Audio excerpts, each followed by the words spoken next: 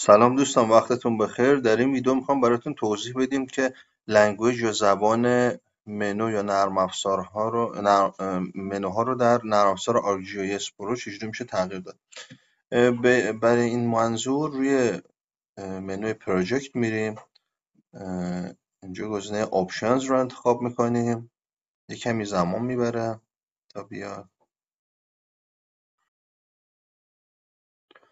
خب بعد از اون با گزینه آپشنز رو که باز بکنیم می‌بینیم که از بالا یه سری گزینه ها هست. میایم همین رو تا میرسیم به لنگویج رو که انتخاب بکنیم دو تا گزینه است، مایکروسافت ویندوز و به همین ترتیب پایین.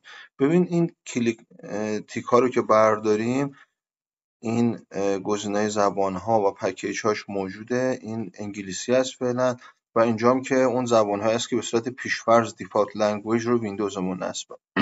اگر پکیجاش رو دانلود کنیم از توی سایت و اون زبان مورد نظر رو انتخاب بکنیم و اوکی رو بزنیم، میتونیم تغییر رو در زبان نرم افزار ببینیم. دوستان اگر این ویدیو هم براتون مفید بود، لایک کامنت یادتون نره. تا ویدیوهای بعدی، خدا نگهدار.